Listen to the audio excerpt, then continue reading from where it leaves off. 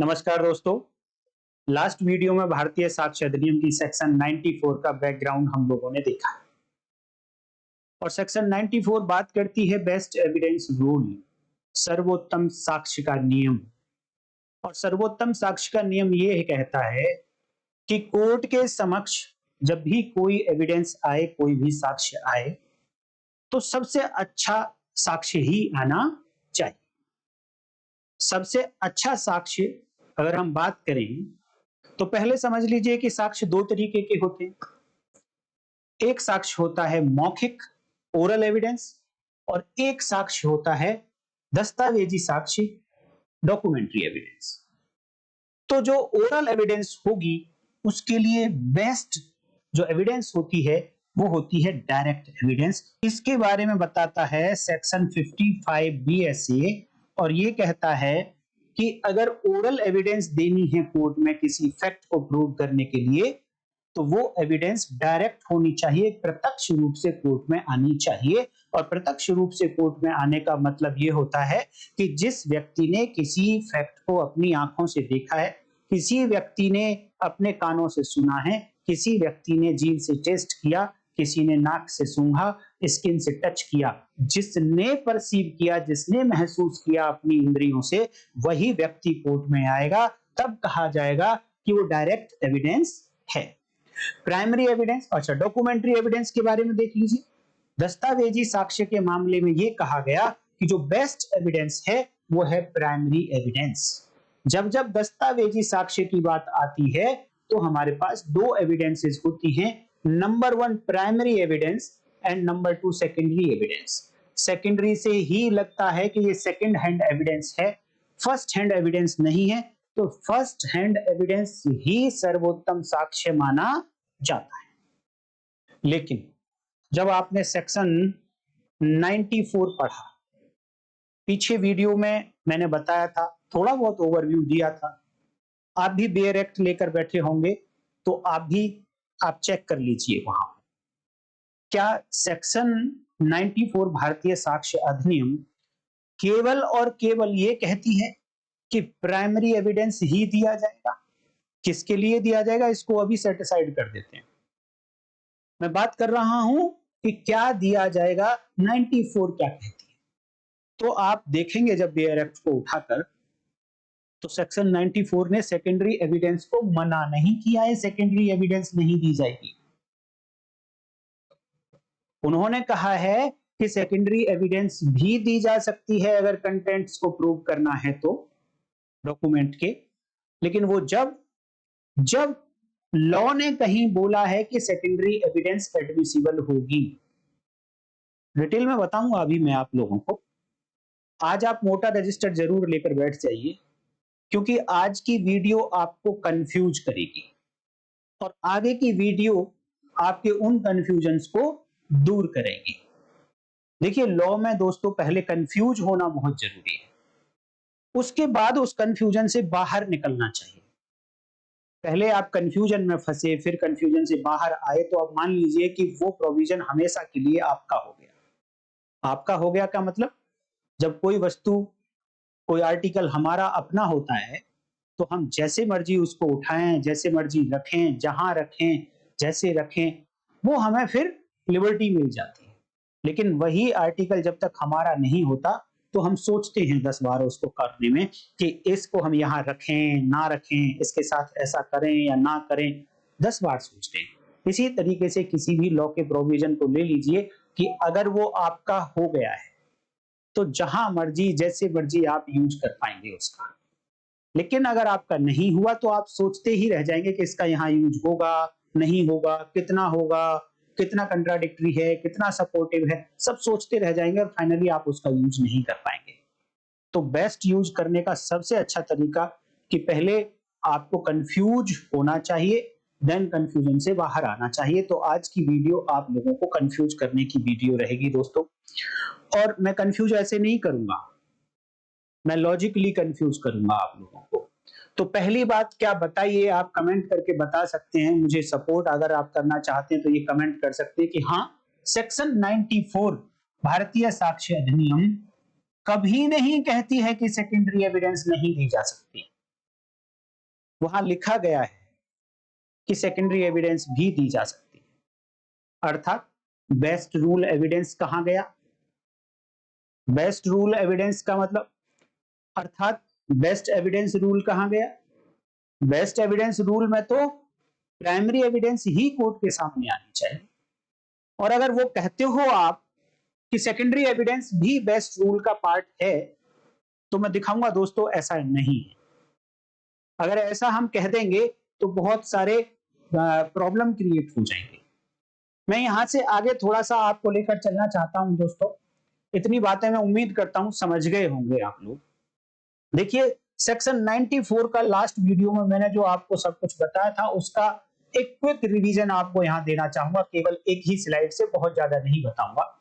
Section 94 है और यही सेक्शन पहले 91 हुआ करती थी। और यहां पर यह कहा गया है, एक लाइन में मैं बात करूं तो no oral evidence for document. अगर डॉक्यूमेंट को प्रूव करना है तो फिर ओरल एविडेंस नहीं दी जाएगी, मौखिक साक्ष्य नहीं दिया जाएगा।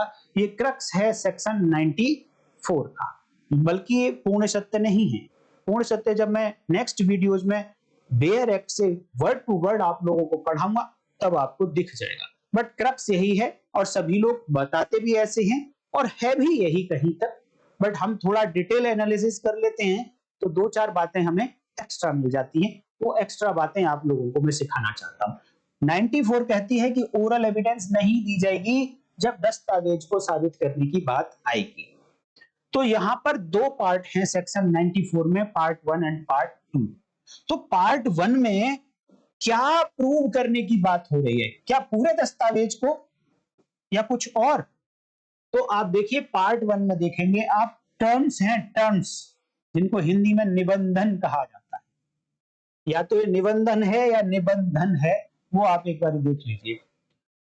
टर्म्स की बात होती है फर्स्ट पार्ट में एंड सेकंड पार्ट में एनी मैटर, कोई भी विषय क्यों ना हो। जरूरी नहीं है कि टर्म्स ही हो वहां पर, यहां पर तो कुछ भी विषय हो सकता है, कुछ भी मैटर हो सकता है, बट फर्स्ट पार्ट में केवल टर्म्स है। अब बात आती है कि ये टर्म्स पहले पार्ट में कहां लिखी गई हो। तो ये टर्म्स एक डॉक्यूमेंट के अंदर होनी चाहिए, इधर भी ये मैटर एक डॉक्यूमेंट के अंदर होना चाहिए। अगर डॉक्यूमेंट के अंदर नहीं लिखी गई थी बातें तो फिर तो ओरल एविडेंस दी जा सकती है, जब डॉक्यूमेंट है ही नहीं पिक्चर में। तो ये टर्म्स किसी डॉक्यूमेंट में थी और सेकंड पार्ट में वो एनी मैटर किसी डॉक्यूमेंट में था। इन अ डॉक्यूमेंट, अब वो डॉक्यूमेंट कैसा था, डिफरेंस बताएगा फर्स्ट पार्ट का और सेकंड पार्ट का, कि वो डॉक्यूमेंट जिसके अंदर ये टर्म्स लिखी गई थी, वो डॉक्यूमेंट फर्स्ट पार्ट कहता है कि पार्टीज ने अपनी चॉइस से बनाया था, लॉ की रिक्वायरमेंट नहीं थी कि वो डॉक्यूमेंट बनाया जाए। फर्स्ट पार्ट कहता है ये बात। एंड सेकंड पार्ट क्या कहता है कि ऐसा डॉक्यूमेंट जिसमें कुछ भी विषय लिखा गया हो, ऐसा डॉक्यूमेंट जिसमें कुछ भी विषय लिखा गया हो, it was made under compulsion of law. ये जो सेकंड पार्ट में जो डॉक्यूमेंट है, ये लॉ की रिक्वायरमेंट थी कि ऐसा डॉक्यूमेंट बनाया जाए। इन कंडीशंस को आप अच्छे से समझ लेना, आंसर आपका यहीं से ठीक होने वाला है। तो जब लॉ की रिक्वायरमेंट नहीं है किसी डॉक्यूमेंट को बनाने के लिए, तो किस बात की एविडेंस ओरल एविडेंस से नहीं दी जाएगी? वो है टर्म्स, ओनली टर्म्स। और जब लॉ की वजह से कोई डॉक्यूमेंट का बनाया जाना मैंडेटरी था, देन किस बात की एविडेंस ओरल एविडेंस से नहीं दी जाएगी? वो है कुछ भी मैटर क्यों ना हो, फिर कुछ भी मैटर हो, फिर उसके लिए ओरल एविडेंस नहीं दी जाएगी, केवल और केवल डॉक्यूमेंट्री एविडेंस दी जाएगी। लेकिन जब लॉ की मर्जी नहीं थी किसी डॉक्यूमेंट को बनाना, पार्टीज ने अपनी चॉइस से बना लिया, तो केवल और केवल टर्म्स के बारे में ही ओरल एविडेंस नहीं दी जा सकती। टर्म से अलग अगर कुछ भी है, डॉक्यूमेंट के अंदर अगर टर्म से अलग कुछ भी है, तो उसके लिए ओरल एविडेंस दी जा सकती है। अब ये डॉक्यूमेंट कैसा हो सकता है, टाइप ऑफ डॉक्यूमेंट्स क्या क्या हैं यहां पर सेक्शन 94 में जब आप देखेंगे तो देखिए types of document. First part के अंदर 3 टाइप के डॉक्यूमेंट हैं। क्यों रखे गए 3 टाइप के डॉक्यूमेंट? ये सभी टाइप के डॉक्यूमेंट क्यों नहीं कर दिए गए? क्योंकि ये कुछ ऐसे डॉक्यूमेंट हैं जिन्हें बनाया जाना लॉ की रिक्वायरमेंट नहीं थी, तो कहीं ना कहीं तो लिमिट लगानी पड़ेगी। तो ये फर्स्ट पार्ट के अंदर जब लॉ की रिक्वायरमेंट नहीं थी तो डॉक्यूमेंट कॉन्ट्रैक्ट होना था चाहिए, कॉन्ट्रैक्ट के अंदर टर्म्स लिखी हुई होनी चाहिए, या फिर कोई ग्राउंड अनुदान होना चाहिए, वो भी रिटर्न में हो और उसके अंदर टर्म्स जो लिखी गई थी उन टर्म्स के लिए ओरल एविडेंस नहीं आएगी। या फिर any other disposition of property, संपत्ति का वयन, संपत्ति किसी को देनी है, देन उसके लिए अगर कुछ डॉक्यूमेंट बनाया गया तो उस डॉक्यूमेंट के अंदर जो टर्म्स लिखी है, निबंधन लिखे हैं, उनके लिए ओरल एविडेंस नहीं दी जाएगी। बाकी जो बच गई बातें इन डॉक्यूमेंट्स के अंदर अदर देन टर्म्स, उनके लिए ओरल एविडेंस देने से सेक्शन 94 नहीं रोकती है। इधर किस टाइप का डॉक्यूमेंट है सेकेंडरी पार्ट, सेकंड पार्ट में all types of documents, all types of documents, सभी टाइप के डॉक्यूमेंट्स हैं, बट सब टाइप के, बट यहां पर जितने भी ये टाइप के डॉक्यूमेंट्स हैं ये बनाए गए थे under compulsion of law. Law ने कहा था कि ये तो डॉक्यूमेंट आपको बनाना ही पड़ेगा, ऐसा अगर डॉक्यूमेंट है तभी ऐसे डॉक्यूमेंट में कुछ भी विषय लिख दिया फिर आपने, इररेस्पेक्टिव ऑफ टर्म है या वो फिर रिसाइटल्स हैं या कुछ और है, उन सब कुछ भी लिख दिया फिर उसमें एनी विषय, कुछ भी विषय लिखा गया है उसके लिए फिर ओरल एविडेंस नहीं दी जाएगी। उसके लिए कहा है कि केवल और केवल कौन सी डॉक्यूमेंट दी जाएगी, द डॉक्यूमेंट इटसेल्फ। और आगे लिखा कि अगर डॉक्यूमेंट इटसेल्फ से नहीं देना चाहते हो और सेकेंडरी एविडेंस कहीं लॉ परमिट करता है तो देन सेकेंडरी एविडेंस, दोनों मामलों में, इसमें भी और इसमें भी। तो यहां पर क्रक्स आप समझ गए होंगे कि सेक्शन 94 कहती क्या है। तो परमिसिबल एविडेंस है क्या क्या, ये मैं आपको बताना चाह रहा था। प्राइमरी एविडेंस किस बात के लिए, ऐसी टर्म्स एंड ऐसे मैटर्स, कहां लिखे गए वो डॉक्यूमेंट, लॉ की रिक्वायरमेंट थी या नहीं थी, तो प्राइमरी एविडेंस देनी है, डॉक्यूमेंट इटसेल्फ देना है। परमिसिबल एविडेंस बता रहा हूं, सेक्शन 94 क्या क्या परमिट करती है, और ये वाली स्लाइड आप बहुत ध्यान से नोट कर लेना। 94 बीएसए में क्या क्या परमिट किया गया है, इम्परमिसिबल क्या है, परमिट नहीं किया गया वो क्या है, ओरल एविडेंस, ध्यान रखना है इसको भी आपने। मौखिक साक्ष्य नहीं दिया जा सकता। मौखिक साक्ष्य क्या मतलब, जिस व्यक्ति ने कुछ देखा है, सुना है, इस टाइप के साक्ष्य नहीं दिए जा सकते जो एविडेंस से परसीव किए गए हैं। एक टाइप के हुए प्राइमरी एविडेंस, टर्म्स के बारे में या फिर उस मैटर के बारे में जो डॉक्यूमेंट में लिखे गए। दूसरा एक टाइप की एविडेंस और अलाउ की गई है, secondary evidence of its content. It's content means जो डॉक्यूमेंट थे यहां पर दोनों पार्ट, दोनों कंडीशंस में, दोनों पार्ट में उसके जो कंटेंट हैं उनको अगर, उनके लिए अगर secondary evidence is admissible as per the provisions herein before mentioned herein before, इस सेक्शन से पहले पहले जहां सेकेंडरी एविडेंस को परमिसिबल कर दिया गया, अगर केस ऐसा है, अगर वो डॉक्यूमेंट वैसा है तो फिर सेकेंडरी एविडेंस भी दी जा सकती है, ये कहती है सेक्शन 94। आप इस बात को बहुत ध्यान से माइंड में बैठा के रख लीजिए, अभी थोड़ी देर में ये काम आने वाली है। अब मैं आपको दिखाना चाहता हूं कुछ सेक्शंस जो सेक्शन 94 से कनेक्टेड हैं, जहां पर जाकर कंफ्यूजन आएगा। कनेक्शन किस किस के साथ में है इस सेक्शन 94 का।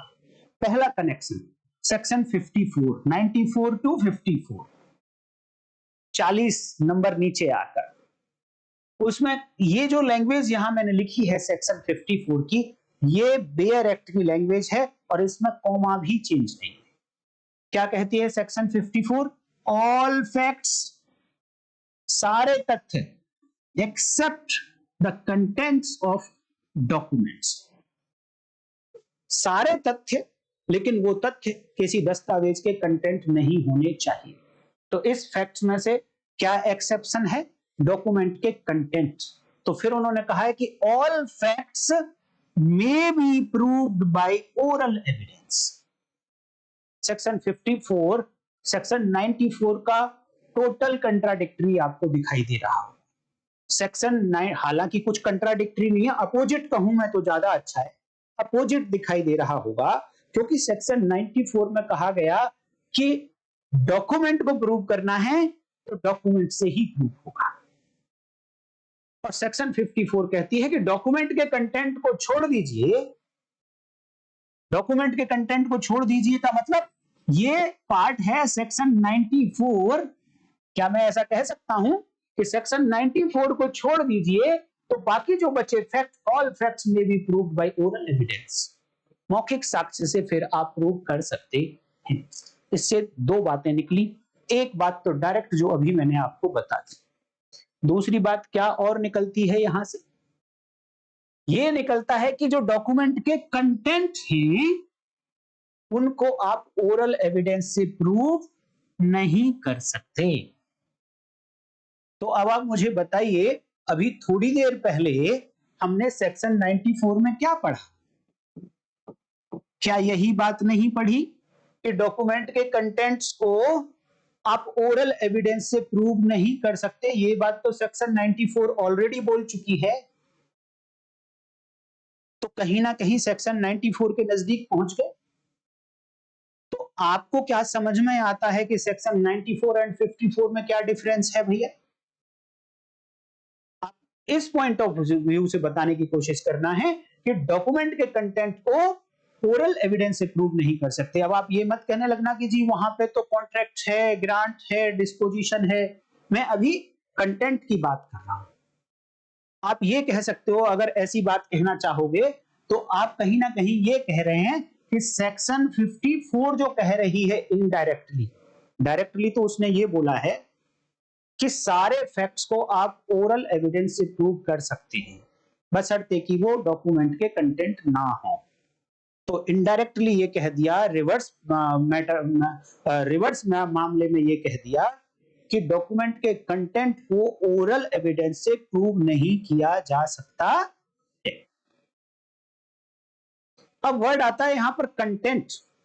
आप ये कहते हो जी 94 में तो कुछ सेलेक्टेड बातें हैं, सारे कंटेंट की बात नहीं हो रही। तो क्या आप ये कहना चाह रहे हो कि सेक्शन 54 एक बड़ा सर्कल है और इसके अंदर कुछ अलग बातें लिखी हैं, वो 94 है? कुल मिलाकर मैं ये कहना चाहता हूं, क्या 94 में कुछ भी ऐसा लिखा है जो 54 से बाहर चला जाएगा? बिल्कुल नहीं जा सकता। 94 में दो बातें लिखी हैं, एक टर्म्स लिखी हैं और एक लिखा है एनी मैटर।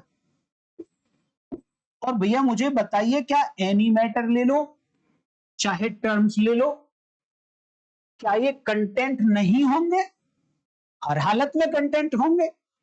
अर्थात आप ये कहना चाह रहे हो कि 91, अर्थात मैं ये कहना चाह रहा हूं कि 94 54 के अंदर ही फॉल करती है।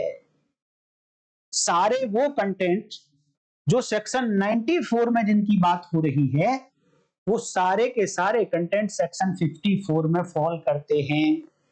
लेकिन सारे वो कंटेंट जो सेक्शन 54 में फॉल करते हैं 94 में नहीं करते। ये पार्ट 54 का बच गया जो 94 में नहीं है। तो मैं ये कहना चाह रहा हूं अल्टीमेटली, क्या सेक्शन 94 54 में कवर नहीं थी क्या? ऑलरेडी 94 54 में कवर हो रही थी।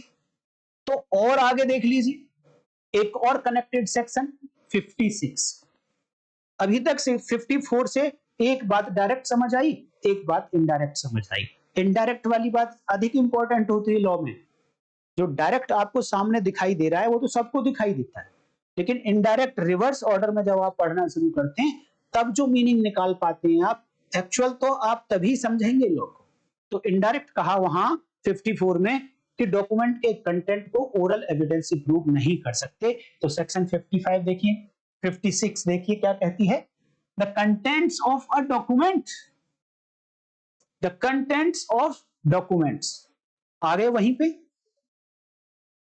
may be proved अर्थात जो सेक्शन 54 का एक्सेप्शन वाला पार्ट था, सेक्शन 56 उसी को एक्सप्लेन कर रहा है कि डॉक्यूमेंट के कंटेंट को आप ओरल से तो प्रूव नहीं कर सकते थे, लेकिन कैसे प्रूव कर सकते थे ये तो 54 ने नहीं बताया था।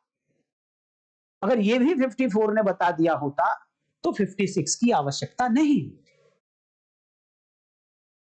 सेक्शन 54 ने बताया कि डॉक्यूमेंट के कंटेंट को ओरल एविडेंस से प्रूव नहीं कर सकते, लेकिन कैसे प्रूव कर सकते हैं वो बताया सेक्शन 56 ने, और कहा है कंटेंट ऑफ डॉक्यूमेंट्स में be proved either by primary evidence और बाय सेकेंडरी एविडेंस, प्राथमिक साक्ष्य से या द्वितीयक साक्ष्य से साबित कर सकते हैं, मे बी प्रूव्ड।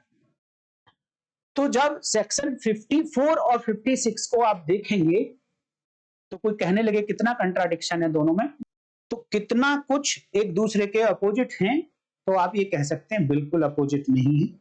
वहां सिंपल ये बताया गया कि डॉक्यूमेंट के कंटेंट को ओरल से प्रूव नहीं कर सकते, वहां ये नहीं बताया गया कि कैसे प्रूव करेंगे, बट सेक्शन 56 ने यही बताया कि डॉक्यूमेंट के कंटेंट्स को कैसे प्रूव करेंगे। तो दोनों बातें कह दी कि डॉक्यूमेंट के कंटेंट्स को आप प्राइमरी से भी प्रूव कर सकते हैं और सेकेंडरी से भी प्रूव कर सकते हैं। और इससे अगली सेक्शन 57 वहां बताया कि प्राइमरी एविडेंस होगी क्या, जनरली आप ये मान लीजिए डॉक्यूमेंट इटसेल्फ।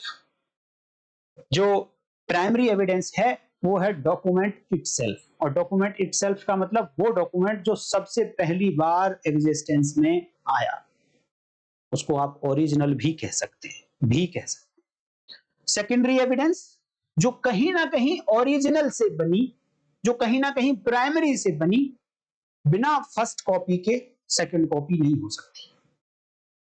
तो सेकेंडरी एविडेंस भी बिना प्राइमरी एविडेंस की एग्जिस्टेंस के नहीं हो सकती।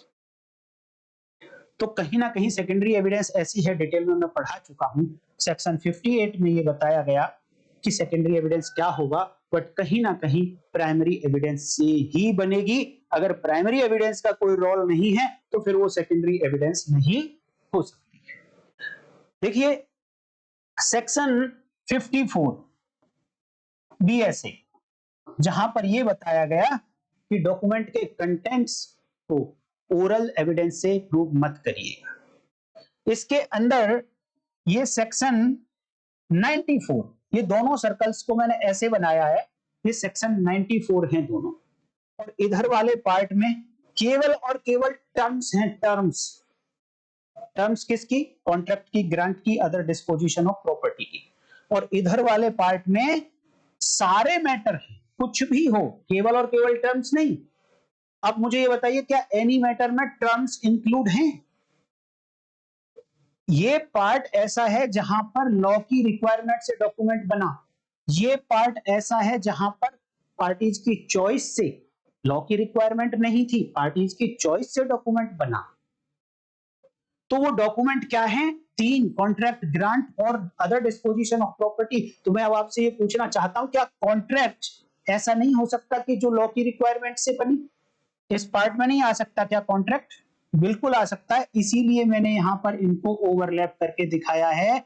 इस पार्ट में ये जो बीच में कॉमन है ये वाला, मैं अगर अलग कलर ले लूं तो इसको इस कलर से मैं कर देता हूं, ये वाला जो पार्ट है ऑरेंज कलर का, ये वही पार्ट है जो दोनों में कॉमन है।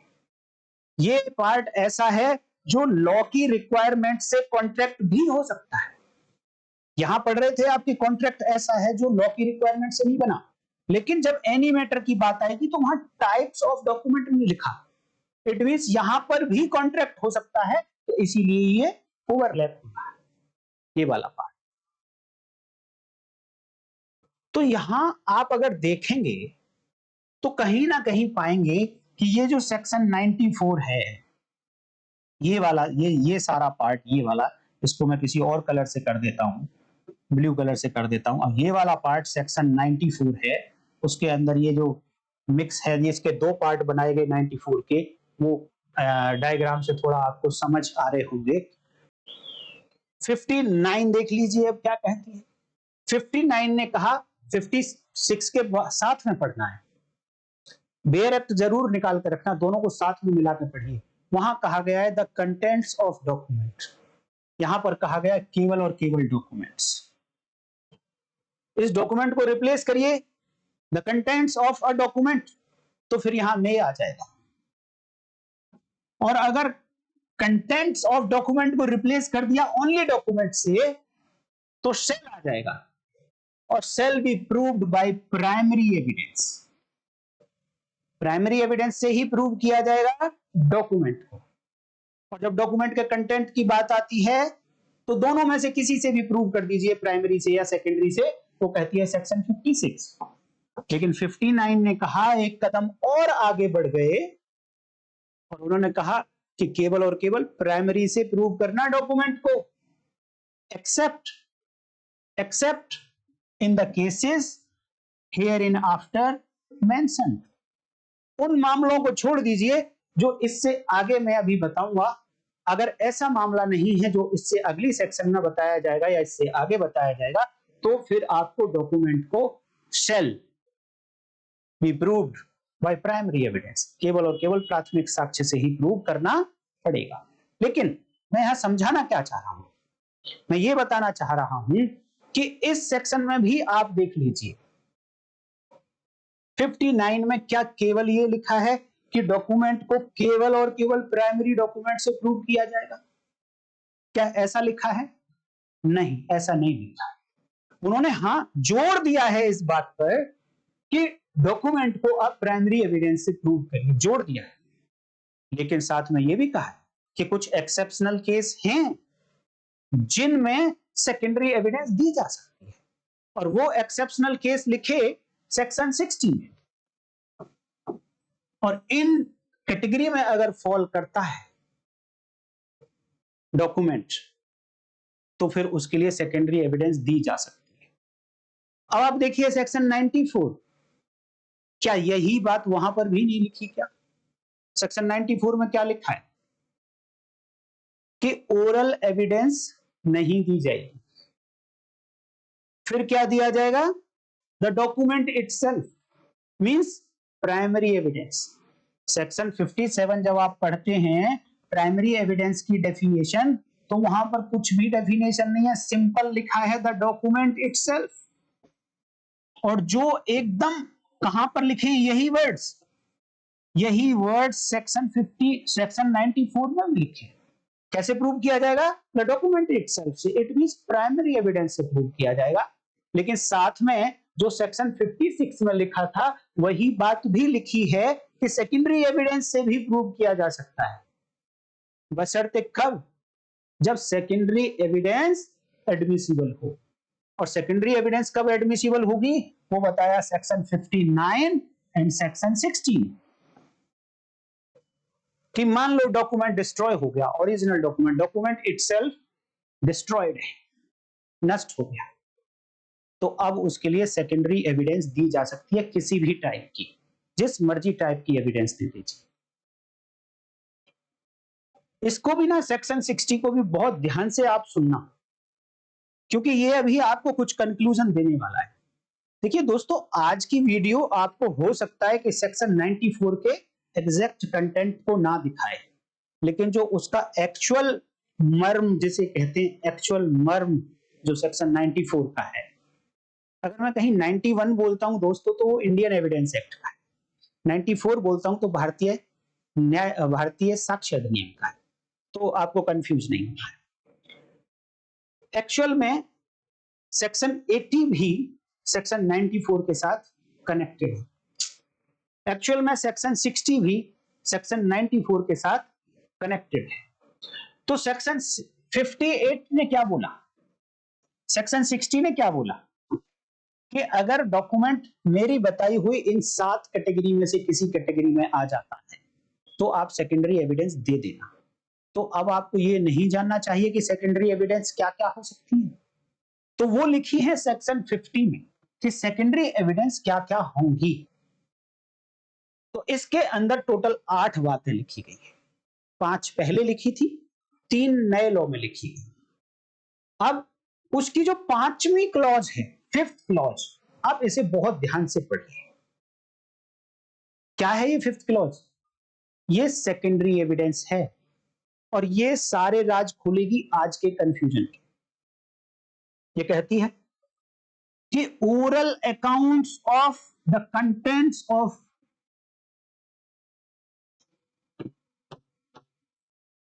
oral accounts of the contents given by some person who has himself seen it।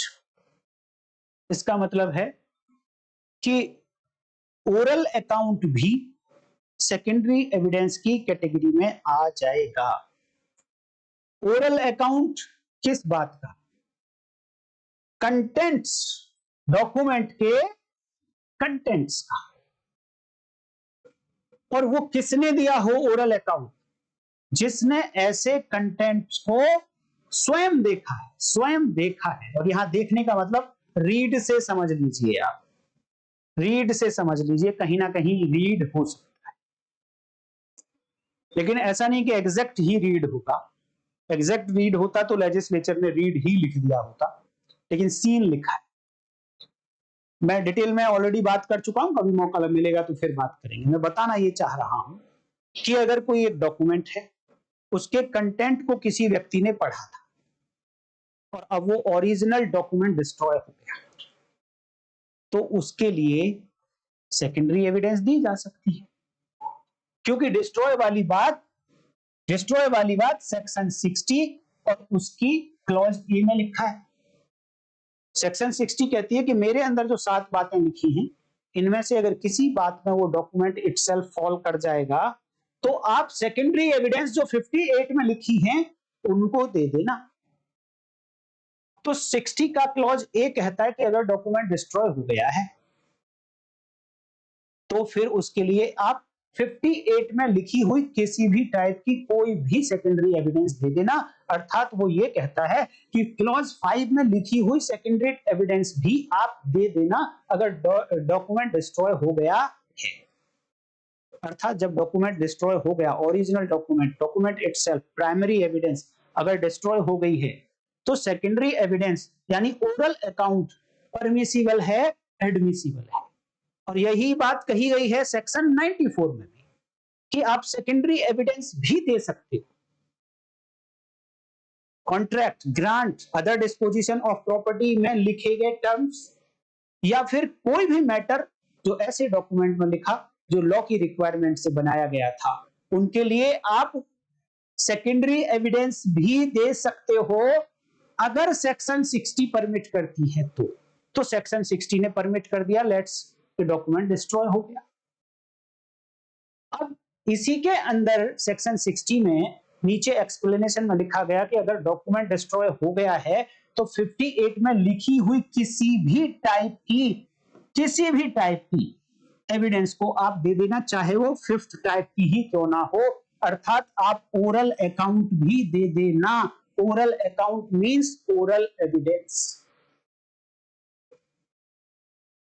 तो क्या 94 भारतीय साक्ष्य अधिनियम में ये लिख देना कि सेकेंडरी एविडेंस भी दे देना जब वो परमिसिबल हो तो, एडमिसिबल हो तो क्या ये नहीं कहा जा रहा है क्लॉज 5 को देखते हुए सेक्शन 58 की कि ओरल एविडेंस भी दे देना? अर्थात अब आप ये समझ गए होंगे कि सेक्शन 94 में दोनों टाइप की एविडेंस दी जा सकती है, प्राइमरी भी एंड सेकेंडरी। तो अब आप सेक्शन 94 को बेस्ट एविडेंस रूल कैसे कह रहे हैं, जहां पर सेकेंडरी एविडेंस भी अलाउ हो गई, केवल और केवल ओरल एविडेंस को एक्सक्लूड कर देने से? जब उन्होंने सेकेंडरी एविडेंस को अलाउ ही कर दिया तो ओरल एविडेंस भी सेकेंडरी एविडेंस बन जाती है। सेक्शन 60 ने अलाउ कर दिया, तो आप एक तरीके से ये भी कह रहे हैं सेकेंडरी एविडेंस को अलाउ करके 94 में कि ओरल एविडेंस अलाउ हो गई है, जबकि प्राइमरी पर्पस यही है 94 का कि ओरल एविडेंस को एक्सक्लूड कर दिया जाए।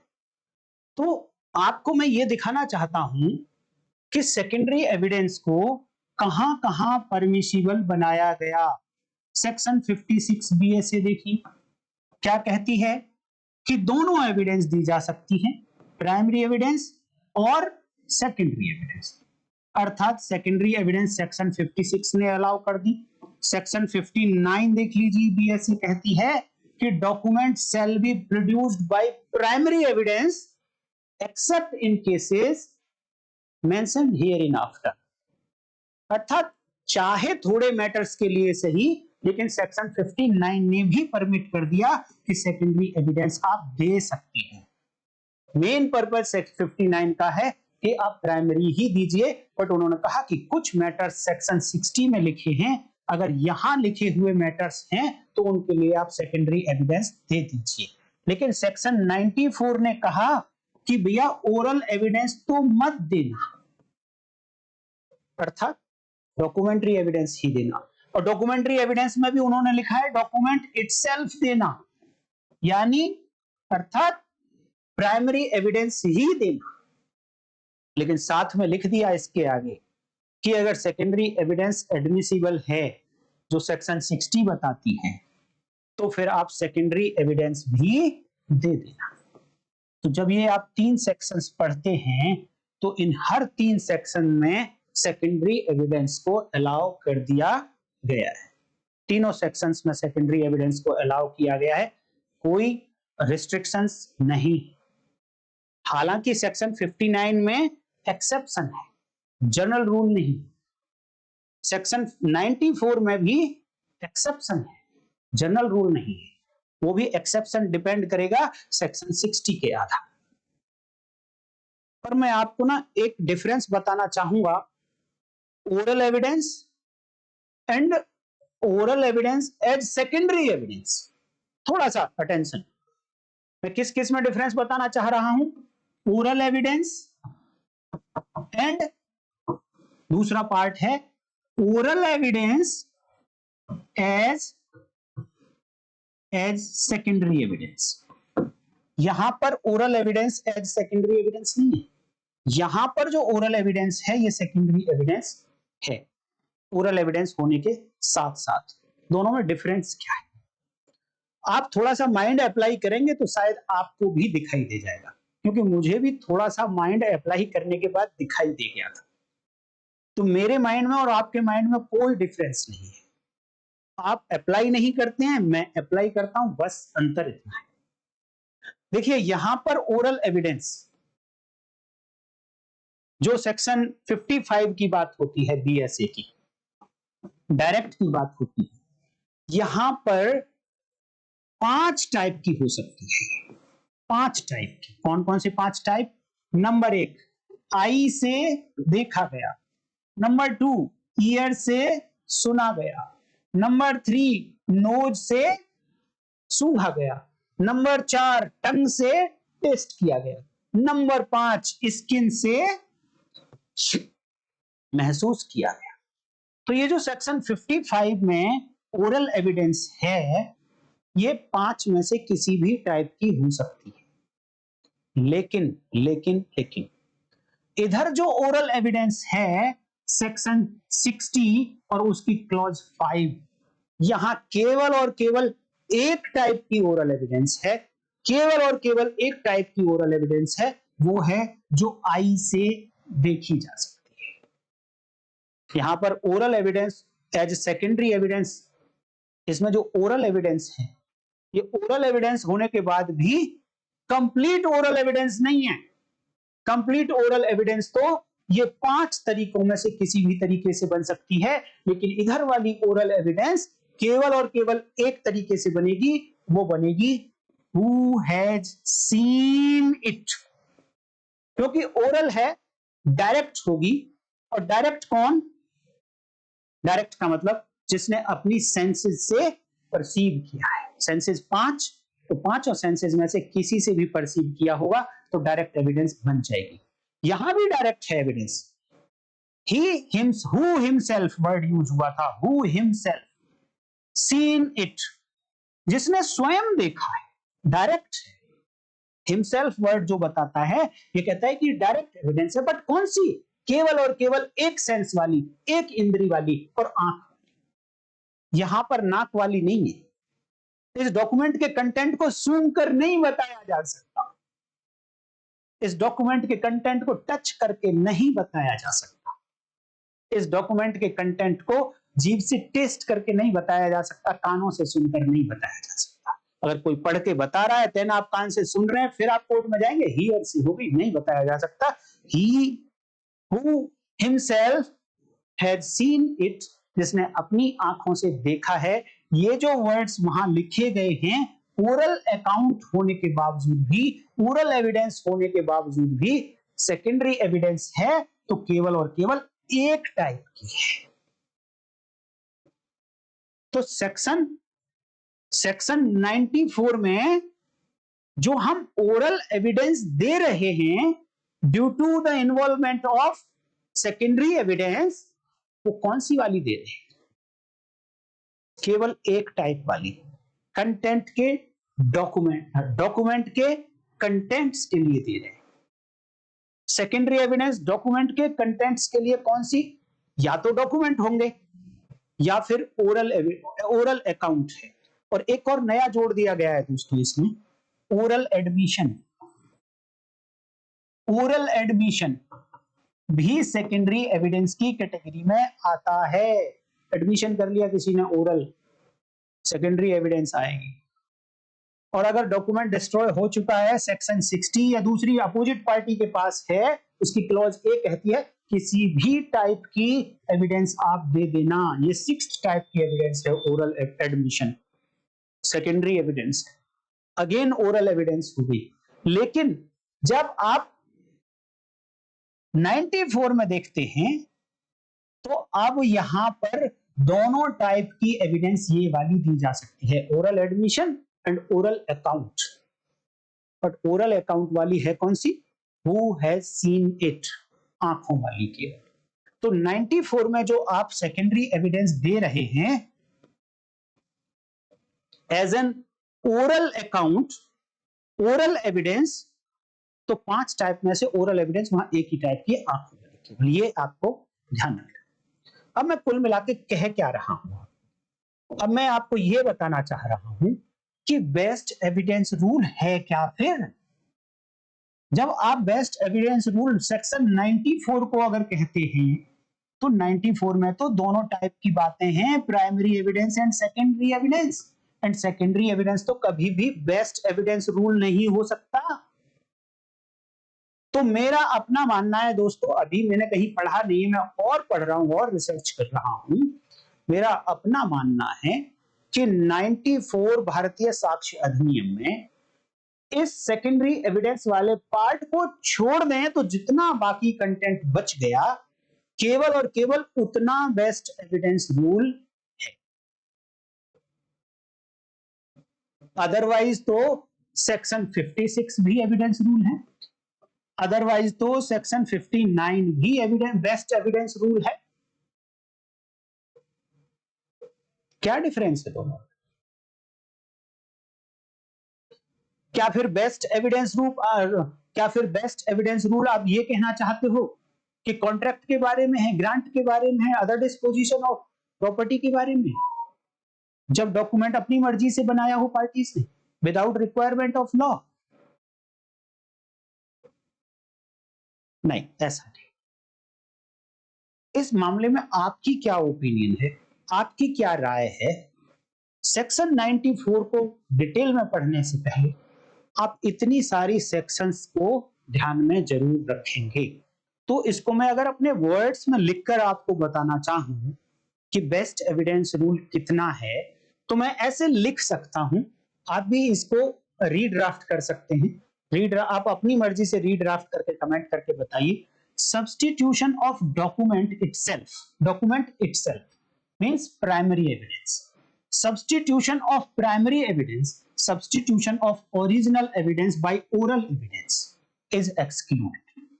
Section 90 में प्राइमरी एविडेंस को सब्स्टिट्यूट करना चाहते हो अगर आप ओरल एविडेंस थे, देन ये एक्सक्लूडेड है, आप ऐसा नहीं कर सकते। लेकिन अगर आप सब्स्टिट्यूट करना चाहते हो सेकेंडरी एविडेंस को, substitution of secondary evidence by oral evidence, it is permissible, may be made by oral account. Secondary evidence को ओरल एविडेंस से आप रिप्लेस कर सकते हो, सब्स्टिट्यूट कर सकते हो, और वो भी कितना, ओरल अकाउंट, उस डॉक्यूमेंट के ओरल अकाउंट या ओरल एडमिशन, मौखिक स्वीकृतियां। तो अगर आप ऐसे लिखें, मीन्स कि बेस्ट एविडेंस रूल केवल और केवल तब तक है जो इतना पार्ट है कि अगर आपके पास डॉक्यूमेंट इटसेल्फ अवेलेबल है, डॉक्यूमेंट इटसेल्फ अवेलेबल है आपके पास, तो फिर आप डॉक्यूमेंट इटसेल्फ से ही प्रूव करिए उस डॉक्यूमेंट को, फिर आप उसके लिए ओरल एविडेंस नहीं दे सकते। ओरल एविडेंस को रोकना सेक्शन 94 का पर्पस है। लेकिन ओरल एविडेंस किस बात की, कि आप डॉक्यूमेंट इटसेल्फ को रिप्लेस नहीं कर सकते। हाँ, सेकेंडरी एविडेंस को आप रिप्लेस कर सकते हो कुछ मैटर्स में ओरल अकाउंट से, लेकिन ये वाला जो मैटर है ये बेस्ट एविडेंस रूल नहीं होगा। बेस्ट एविडेंस रूल केवल और केवल इतना है दोस्तों, ऐसा मेरा कहना है, ऐसा मैं मान रहा हूं अभी। आप क्या मानते हैं इस मामले में? अदरवाइज तो फिर सेक्शन 56 में भी कोई डिफरेंस नहीं है, सेक्शन 59 में भी कोई डिफरेंस नहीं है, सेक्शन 94 को फिर रखने की आवश्यकता नहीं थी। सेक्शन 94 में और एक बात ले लूं अगर मैं, ये कहते हैं कि terms of contract, grant, other disposition of property, इसको किससे प्रूव करेंगे? उसी डॉक्यूमेंट से। केवल टर्म्स की बात कर रहा हूं मैं। एक डॉक्यूमेंट मैंने आपको दिखाया था, मान लो एक कॉन्ट्रैक्ट ले लेते हैं दोस्तों, एक कॉन्ट्रैक्ट है, इस कॉन्ट्रैक्ट में सबसे ऊपर कॉन्ट्रैक्ट का नाम लिखा गया होता है, एग्रीमेंट लिखा गया होता है, एग्रीमेंट टू सेल। क्या ये कंटेंट नहीं है?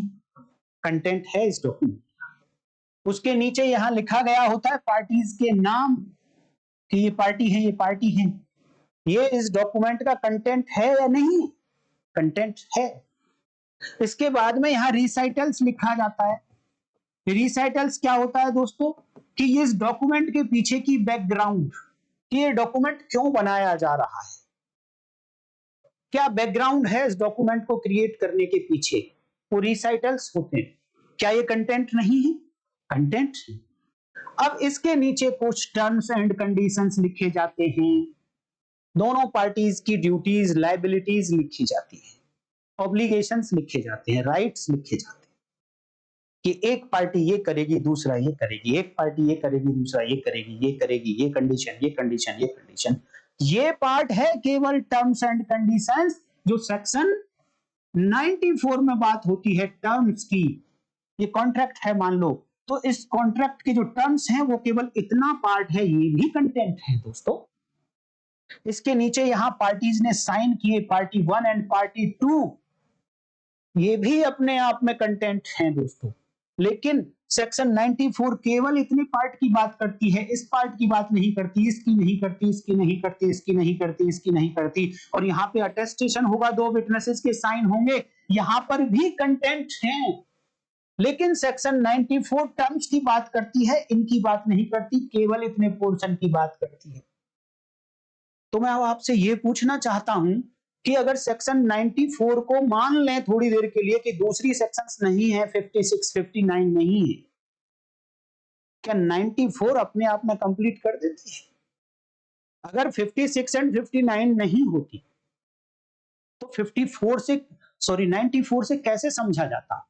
94 कहती है कि इस कॉन्ट्रैक्ट के टर्म्स को केवल इसी डॉक्यूमेंट से प्रूव किया जा सकता है, ओरल एविडेंस नहीं दी जा सकती। तो क्या आप ये कहना चाह रहे हो कि इस कॉन्ट्रैक्ट का ये जो कंटेंट है, ये कंटेंट है, ये कंटेंट है, ये कंटेंट है, ये कंटेंट है, क्या इसके लिए ओरल एविडेंस दी जा सकती है?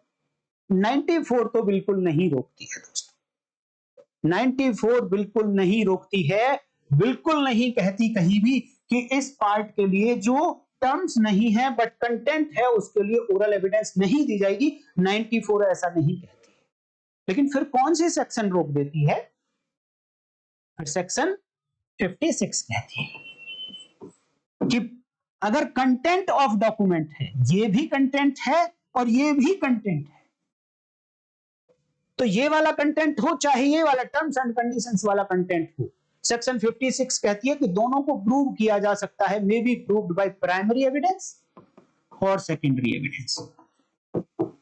कहती है ओरल एविडेंस से नहीं, सेकेंडरी एविडेंस। और 59 और मजबूत कर देती है, वो कहती है कि डॉक्यूमेंट, कंटेंट नहीं है 59 में, केवल डॉक्यूमेंट की बात हुई है, डॉक्यूमेंट पूरा, document shall be proved by document itself, primary evidence, इसी डॉक्यूमेंट से primary evidence, accept in cases mentioned in section 60, अगर प्रिसाइजली मैं कहूं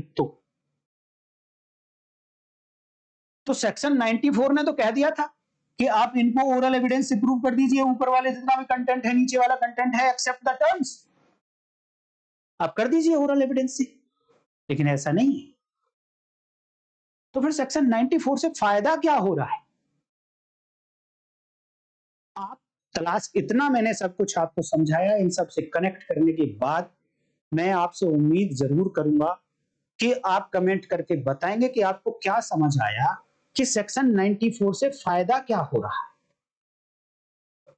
अगर आप सेकेंडरी एविडेंस को भी वहां पर एडमिट कर लेते हैं सेक्शन 94 में, तो फिर बेस्ट एविडेंस कहां से बना वो रूल, ये आप मुझे थोड़ा समझाने की कोशिश करिए। ये मैं आपके ऊपर छोड़ देता हूं, आपकी ओपिनियन भी मैं जानना चाहूंगा। और मैंने जैसा कहा था शुरू में कि हम आज आपको कंफ्यूज करने की कोशिश करेंगे, तो एटलीस्ट आप ये बताइए कि कितने लोग की क्लैरिटी अधिक हुई है, उनका कोई कंफ्यूजन था तो दूर हो गया, या कितने लोग कंफ्यूज हो गए, वो कमेंट करके आप जरूर बताइए, मैं आपके कमेंट्स का ना वेट जरूर करूंगा। तो आज की वीडियो में इतना ही दोस्तों, नेक्स्ट वीडियो में फिर मिलते हैं, तब तक के लिए नमस्कार, जय हिंद।